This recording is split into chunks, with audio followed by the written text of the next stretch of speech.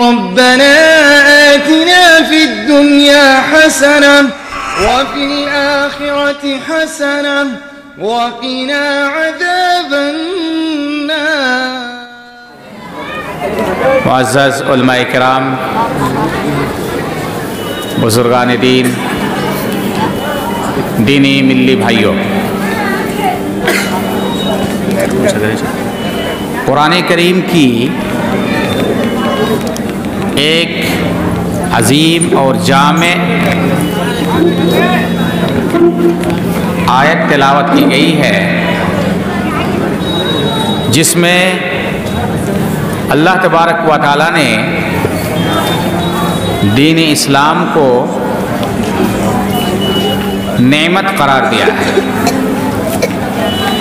کہ دین اسلام اللہ تبارک و تعالیٰ کی عظیم نعمت ہے۔ اور پھر اللہ تبارک و تعالیٰ نے اسی آیت میں یہ بھی فرمایا وَرَضِيتُ لَكُمُ الْإِسْلَامَ دِينًا، یہ دین اسلام میری نعمت ہے اور اس دین کو، اس دھرم کو میں نے اپنے لیے پسند کیا۔ اللہ تبارک و تعالیٰ کے نزدیک دین اسلام ایک پسندیدہ محبوب دین ہے۔ اس آیت کریمہ سے دو باتیں واضح ہو رہی ہیں۔ پہلی بات یہ ہے کہ دین اسلام یہ اللہ تبارک و تعالیٰ کی بہت بڑی نعمت ہے، اور حقیقت یہی ہے کہ یہ اللہ تبارک و تعالیٰ کی انسانیت پر بہت بڑی نعمت ہے۔ اس سے بڑی نعمت اور نہیں ہو سکتی۔ یوں تو اللہ تبارک و تعالیٰ کے بہت سارے انعامات ہیں ہمارے اوپر، اللہ تبارک و تعالیٰ کے بہت سارے احسانات ہیں ہمارے اوپر۔ وَإِن تَعُدُّوا نِعْمَةَ اللَّهِ لَا تُحْصُوهَا، اگر ہم اللہ تبارک و تعالیٰ کی نعمتوں کو شمار کرنا چاہیں تو شمار نہیں کر سکتے ہیں۔ انگنت نعمتوں سے اللہ تبارک و تعالیٰ نے ہمیں نوازا ہے، لیکن ان تمام نعمتوں میں سب سے بڑھ کر سب سے عظیم نعمت جسے اللہ تبارک و تعالیٰ نے واضح انداز میں فرمایا کہ یہ میری نعمت ہے، وہ دین اسلام ہے۔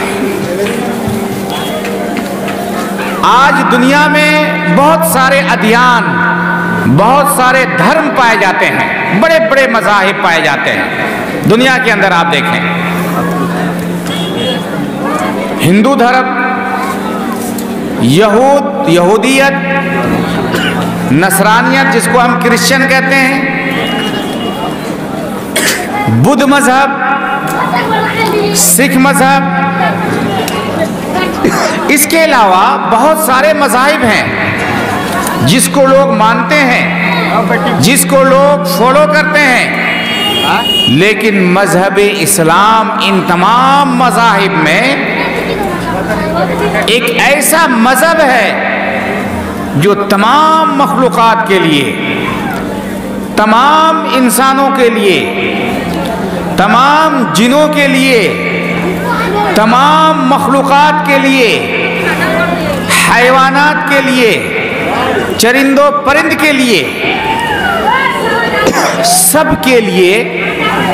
یہ دین اسلام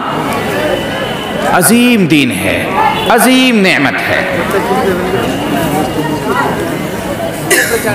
میں ایک بات کہا کرتا ہوں،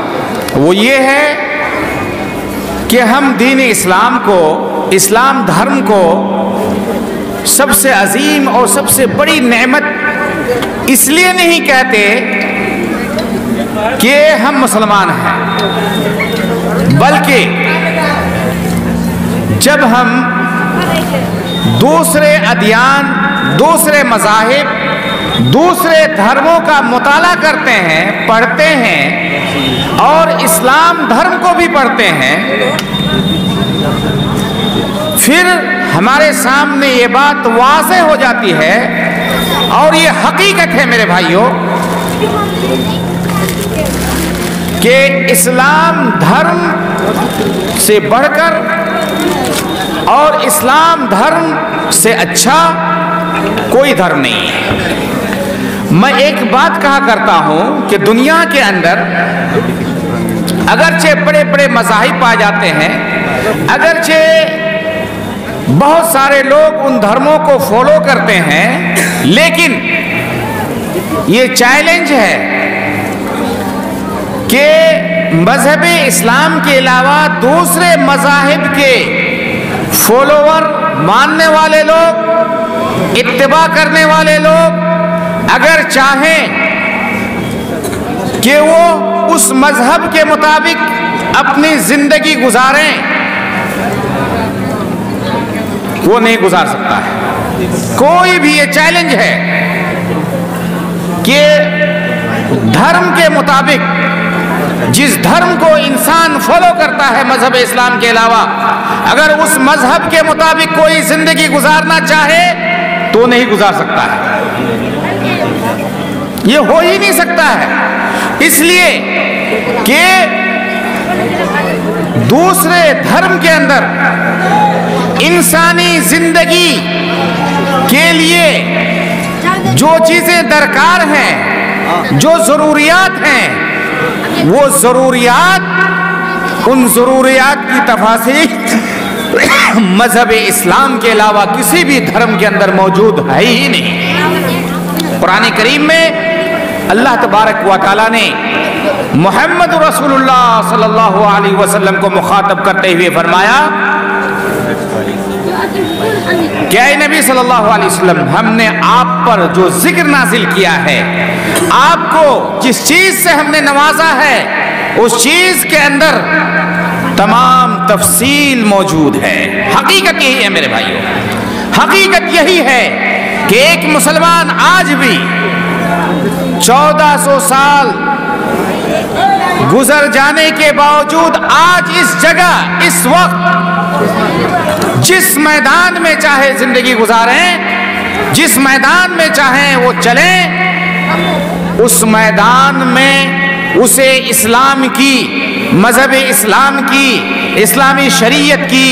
قرآن کریم کی، اللہ کے حبیب جناب محمد رسول اللہ صلی اللہ علیہ وسلم کی سنت اور سیرت کی تفصیل موجود پائے گا، اور قرآن اور حدیث کے مطابق وہ اپنی پوری زندگی گزار سکتا ہے۔ میں ایک چیز آپ کے سامنے رکھنا چاہتا ہوں، ایک خوبی مذہب اسلام کی جو دوسرے دھرم کے اندر موجود نہیں ہے، وہ خوبی یہ ہے کہ مذہب اسلام میں، اسلامی شریعت کے اندر حلال و حرام کی تمیز ہے۔ مذہب اسلام کے اندر حلال چیزوں کو کھول کھول کر بیان کر دی گئی ہیں، اور حرام چیزوں کو بھی کھول کھول کر بیان کر دی گئی ہیں۔ یہ حلال و حرام کا تصور، یہ جائز و ناجائز کا تصور، یہ صحیح، یہ غلط، یہ جائز، یہ ناجائز، یہ حلال، یہ حرام، یہ تفصیل، یہ تصور مذہب اسلام کے علاوہ کسی اور مذہب میں ہے ہی نہیں۔ مذہب اسلام جہاں آپ کو کسی چیز سے دور رہنے کا حکم دیتا ہے، جہاں آپ سے کہا جاتا ہے کہ فلاں کام صحیح نہیں ہے، غلط ہے، فلاں کام ناجائز ہے، فلاں کام حرام ہے، وہی مذہب اسلام آپ کو صحیح چیز کی رہنمائی کرتا ہے، ایک بدیل پیش کرتا ہے۔ فلاں کام نہیں کرنا ہے، فلاں کام کرنا ہے۔ اللہ تبارک و تعالیٰ قرآن کریم کے اندر ارشاد فرماتا ہے وَيُحِلُّ لَهُمُ الطَّيِّبَاتِ، یہ نبی امی، تمہیں اس کی اتباع کرنی ہے، اس نبی کی اتباع کرنی ہے۔ یہ نبی وَيُحِلُّ لَهُمُ الطَّيِّبَاتِ، لوگوں کے لیے پاکیزہ چیزوں کو حلال قرار دیتا ہے۔ وَيُحَرِّمُ عَلَيْهِمُ الْخَبَائِثَ، اور یہ نبی خبیث چیزوں کو، گندی چیزوں کو، غلط چیزوں کو، ناجائز چیزوں کو حرام قرار دیتا ہے۔ یہ حرام و حلال کا تصور، احل اللہ البیع وحرم الربا، اللہ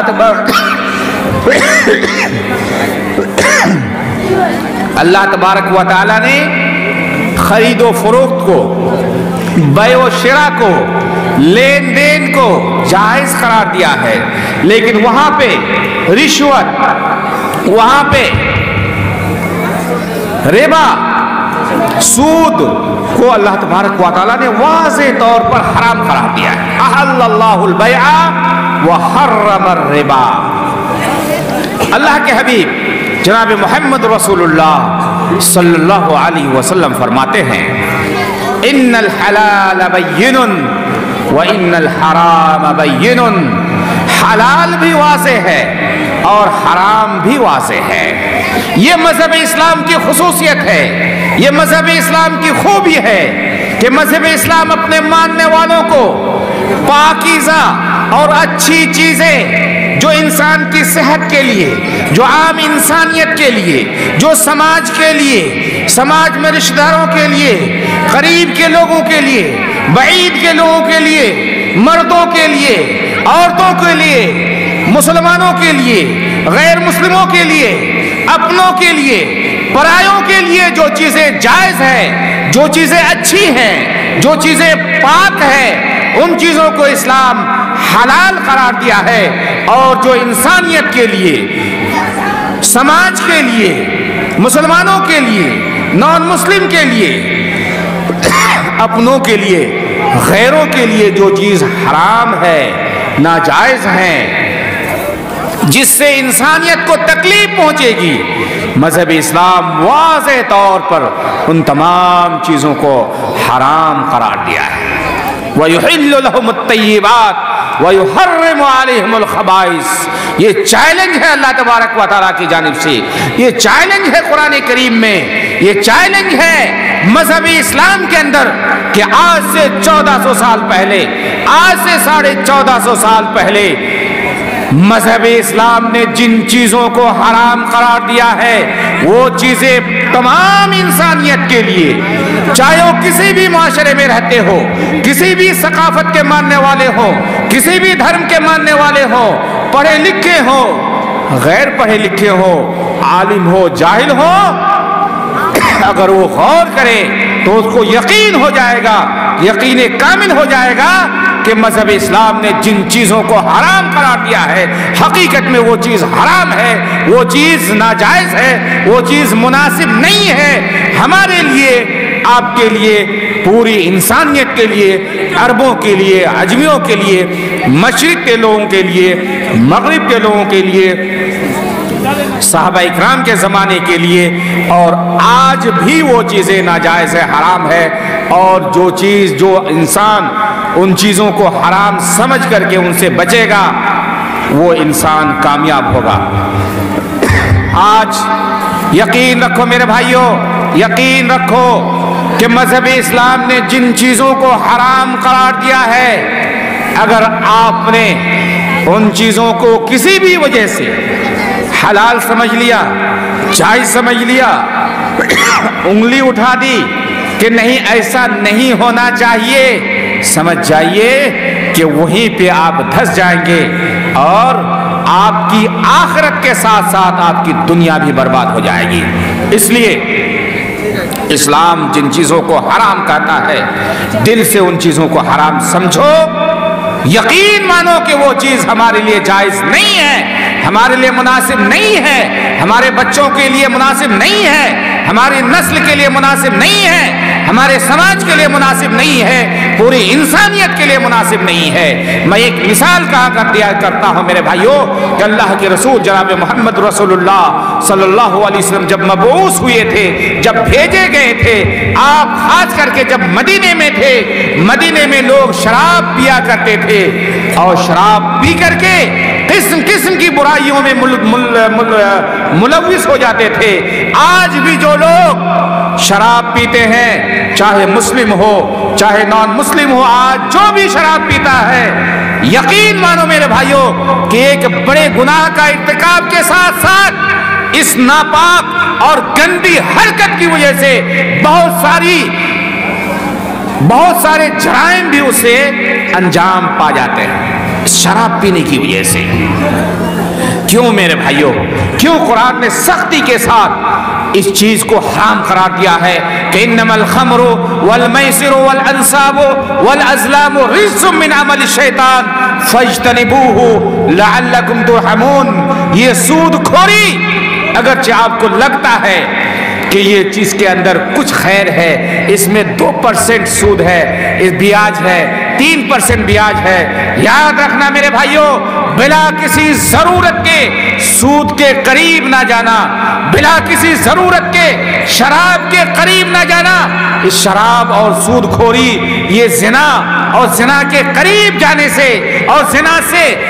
کے قریب جانے کے جتنے وسائل اور اسباب ہو سکتے ہیں، ان تمام چیزوں کو ایک ایک کر کے مذہب اسلام نے روک دیا ہے، بلکہ روکا ہی نہیں، جتنے بڑے بڑے گناہ ہیں ان گناہوں کے انجام دینے والوں پر اللہ تبارک و تعالیٰ نے اور محمد رسول اللہ صلی اللہ علیہ وسلم نے حد مقرر کر دی ہے۔ انسان مال کماتا ہے، مال سے اللہ تبارک و تعالیٰ نے ایک فطری محبت ڈال دی ہے۔ دنیا کی ایک محبت ہمارے دلوں کے اندر اللہ تبارک و تعالیٰ اگر نہیں ڈالتا تو، اور یہ چیز ہم جانتے ہیں کہ 60 سال سے زیادہ زندہ نہیں رہیں گے، 70 سال سے زیادہ زندہ نہیں رہیں گے، 80 سال سے زیادہ زندہ نہیں رہیں گے، 100 سال سے زیادہ زندہ نہیں رہ سکتے، لیکن پھر بھی دنیا سے ہماری محبت کو اللہ تعالیٰ نے ڈال دیا ہے۔ ہم اپنے بارے میں سوچتے ہیں، اپنے بچوں کے بارے میں سوچتے ہیں، بچوں کے بارے میں سوچتے سوچتے پھر اپنے پوتوں کے بارے میں سوچتے ہیں، پھر پوتوں کے بارے میں سوچتے سوچتے اور پوری دنیا کے بارے میں سوچنے لگتے ہیں۔ اگر آپ کے پاس ایک ملک ہوتا ہے تو دوسرے ملک کے بارے میں آپ سوچتے ہیں، دوسرے ملک کو قبضہ کرنے کی کوشش کرتے ہیں۔ یہ صرف اس لیے ہے کہ اس دنیا کے نظام کو چلانے کے لیے اللہ تبارک و تعالیٰ نے ایسا کیا ہے۔ اللہ کے رسول صلی اللہ علیہ وسلم کے زمانے میں مدینے کے لوگ صحابہ اکرام شراب پیتے تھے، شراب کی حرمت نازل نہیں ہوئی تھی، لیکن جب شراب کی حرمت نازل ہوئی صحابہ اکرام نے شراب کو چھوڑ دیا۔ 10 قسم کے لوگوں پر، شراب سے متعلق 10 قسم کے لوگوں پر اللہ تبارک و تعالیٰ نے اور شریعت اسلامیہ نے لعنت بھیجی ہے۔ شراب پینے، شراب سے متعلق 10 قسم کے لوگوں پر اللہ تبارک و تعالیٰ کی لعنت ہے۔ یہ صرف اس لیے نہیں کہ ایک چیز ہے اسلام نے اس سے دور کیا، نہیں، چونکہ ایک بہت بڑا جرم ہے اور اس جرم کے ذریعے بہت سارے جرائم انجام پاتے ہیں، اسی لیے 10 قسم کے لوگوں پر، شراب سے متعلق 10 قسم کے لوگوں پر اللہ تبارک و تعالیٰ کی لعنت ہے۔ شراب پینے والے، شراب پلانے والے، شراب اٹھانے والے، شراب بیچنے والے، شراب خریدنے والے، شراب جس کے لیے اٹھایا جائے، شراب جس کے لیے بنایا جائے، ان تمام لوگوں پر اللہ تبارک و تعالیٰ کی لعنت ہے۔ انما الخمر والمیسر والانصاب والازلام رجس من عمل الشیطان فاجتنبوه لعلکم ترحمون۔ آج بہار میں شراب بندی ہے، کئی سالوں سے نتیش کمار نے، اور نتیش کمار کے اس عمل کی وجہ سے، اس کے اس حکم کی وجہ سے آج بہار کی سرکار کو لوگ اچھی نگاہ سے دیکھتے ہیں، اگرچہ بہت سارے لوگ دوسرے راستے سے پی لیتے ہیں، لیکن میرے بھائیوں یہ چیز، یہ حرام کو حرام، یہ حرام اور غلط چیز کو غلط اسلام نے آج سے 1400 سال پہلے کہا ہے، کیونکہ اس کے اندر فساد ہے، اس کے اندر فتنہ ہے، اس کے اندر محارم کی کوئی یہ نہیں۔ آپ کا دماغ، آپ کی عقل جب ختم ہو جائے تو پھر آپ حق اور باطل کے درمیان تمیز نہیں کر سکتے، آپ ماں اور بیٹی کے درمیان، آپ محرم اور غیر محرم کے درمیان کوئی تمیز نہیں کر سکتے۔ اس لیے میرے بھائیوں یہ پیغام ہے میرا کہ اسلام کی اس خصوصیت کو اپناؤ، حلال و حرام کی تمیز کرو۔ وَيُحِلُّ لَهُمُ الطَّيِّبَاتِ وَيُحَرِّمُ عَلَيْهِمُ الْخَبَائِثَ۔ مذہب اسلام کی خوبی ہے کہ آپ کے لیے جو چیز نقصان دہ ہے اسلام نے اس چیز کو حرام قرار دیا ہے، اور جو چیز آپ کے لیے فائدہ مند ہے اسلام نے ان تمام چیزوں کو حلال قرار دیا ہے۔ وَيُحِلُّ لَهُمُ الطَّيِّبَاتِ وَيُحَرِّمُ عَلَيْهِمُ الْخَبَائِثَ أَحَلَّ اللَّهُ الْبَيْعَ وَحَرَّمَ الرِّبَا۔ ہمارے لیے، سماج کے لیے، انسانیت کے لیے جن جن چیزوں کی ضرورت ہے وہ تمام چیزیں مذہب اسلام کے اندر موجود ہے، اور مذہب اسلام نے ان چیزوں کو ہمارے لیے جائز قرار دیا ہے۔ بلکہ ان چیزوں کو اپنانے پر، اگرچہ وہ ان چیزوں کا تعلق انسانی فطرت سے ہے، اگرچہ ان چیزوں کو ہم فطرتاً نیچرلی طور پر اچھا سمجھتے ہیں، پھر بھی اسلام نے اس کو دین سے جوڑ کر کے، دھرم کے ساتھ جوڑ کر کے، اگر آپ مباح اور جائز چیز کو اپناتے ہیں صرف اس لیے کہ اللہ تبارک و تعالیٰ نے، مذہب اسلام نے ان چیزوں کو جائز قرار دیا ہے، تو آپ ایک مباح اور جائز چیز، ایک نیچرلی فطری چیز کو اپناتے ہوئے بھی آپ کو ثواب ملے گا۔ یہ دوسرے مذہب کے اندر نہیں ہے۔ اور ایک چیز جو آپ کے لیے، آپ کے سماج کے لیے غلط ہے، اگر آپ نے اس چیز کو چھوڑا صرف اس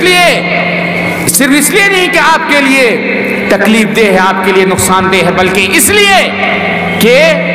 یہ اللہ تبارک و تعالیٰ کا آرڈر ہے، حکم ہے کہ یہ جائز نہیں ہے، یہ حرام ہے، تو چھوڑنے کی وجہ سے آپ کو ثواب ملے گا۔ معزز بھائیو دوستو، یہ اسلام کی خوبی ہے، اسی لیے اسلام دھرم سے محبت کرو، اسلام دھرم کو اپناؤ۔ رضیت باللہ ربا وبالاسلام دینا وبمحمد صلی اللہ علیہ وسلم نبیا ورسولا۔ اللہ کو اپنا رب، اپنا معبود، اپنا خالق، اپنا مالک، اپنا رازق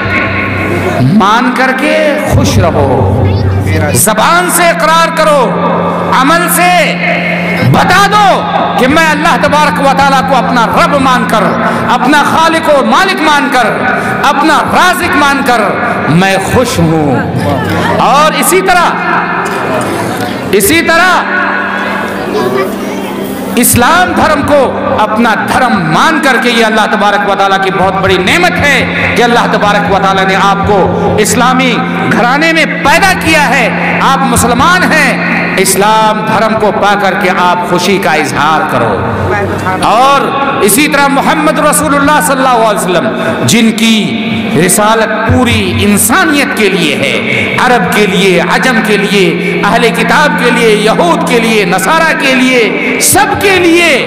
جو بھیجے گئے تھے، ان کو اپنا نبی، اپنا رسول، اپنا پیغمبر مان کر کے خوش ہو جاؤ۔ اسی لیے حدیث میں ہے، صحیح روایت ہے، رسول اللہ صلی اللہ علیہ وسلم فرماتے ہیں کہ جو شخص کہے گا رضیت باللہ ربا وبالاسلام دینا وبمحمد صلی اللہ علیہ وسلم نبیا ورسولا، تو وہ جنت میں داخل ہوگا۔ اس لیے معزز بھائیو دوستو، مذہب اسلام یہ اللہ تبارک و تعالیٰ کی بہت بڑی نعمت ہے، اور آپ مذہب اسلام کے مطابق اپنی پوری زندگی گزار سکتے ہیں، اور یہ چیز، یہ خصوصیت، یہ خوبی مذہب اسلام کے علاوہ کسی اور مذہب کے اندر موجود نہیں ہے۔ اللہ تعالیٰ سے ہم دعا کرتے ہیں کہ اللہ تبارک و تعالیٰ تو ہمیں مذہب اسلام سے محبت کرنے کی توفیق عطا فرما، اللہ تعالیٰ مذہب اسلام سے ہمیں خوش رہنے کی توفیق عطا فرما۔ دبدبا ہو آندھیوں کا تو پھر انجام ظلمت کے سوا کچھ بھی نہیں ہے، چراغوں کے سفر میں دبدبا ہو آندھیوں کا تو پھر انجام ظلمت کے سوا کچھ بھی نہیں ہے۔ یہ دنیا نفرتوں کی آخری سٹیج میں ہے، علاج اس کا اسلام سے محبت کے سوا کچھ بھی نہیں ہے۔ اسلام کا تعارف اور اس کی حقانیت کو بڑے ہی بہترین انداز میں، وہ بھی دلائل و براہین سے پر بڑے ہی دلکش انداز میں آپ کے سامنے رکھ رہے تھے۔ اب میں اس محفل کے جو اگلے جو کڑی ہیں اور اس پروگرام کے جو اگلے جو مراحل ہیں، اس کو آگے بڑھاتے ہوئے اب آپ لوگوں کے چہیتے، آپ لوگوں کے محبوب خطیب، آپ لوگوں کے اپنے زبان